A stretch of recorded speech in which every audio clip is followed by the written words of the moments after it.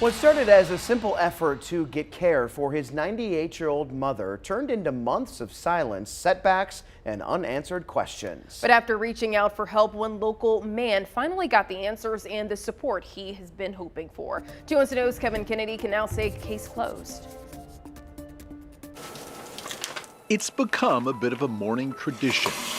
Ken Cressman wakes and then makes his mom's favorite drink. She likes her sweet tea. Joan Cressman is now 98 years young. Ken moving his mom from Pennsylvania to Greensboro a few years ago. She was still fairly independent, but it ended up being a lot of work too. A home care nurse visiting 3 times a week, and the expenses are adding up. She had no money, basically, when she moved down here. Ken was, however, able to find a program through the VA that assists spouses of veterans. His dad was in the Navy. She was entitled to benefits from the VA to help her in-home care. So he found and hired a company to help with the process. They say it's very complicated and takes a while. There's a lot of documentation needed. Told the process could take 6 months, Ken waiting. 4 to 6 months came and went, and we hadn't heard anything, so. A call to the company made. 6 more months go by. Finally got a letter from the VA saying that there was a discrepancy in some of the income that we reported. That letter followed by another one a short time later. Next thing I heard from the VA was,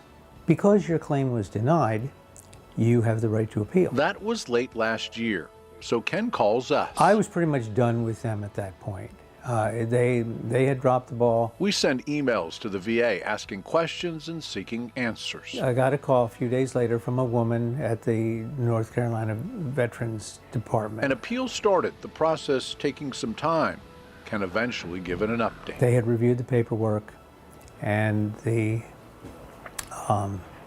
application was approved. The VA would provide Joan almost $1,500 a month for care and pay back benefits totaling almost $30,000. That was exactly what we needed, what she needed.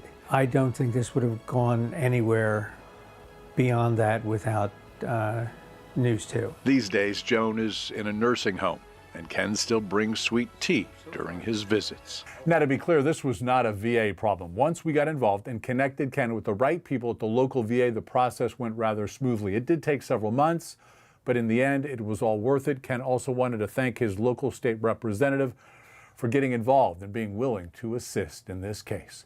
Kevin Kennedy, 2 Wants to Know.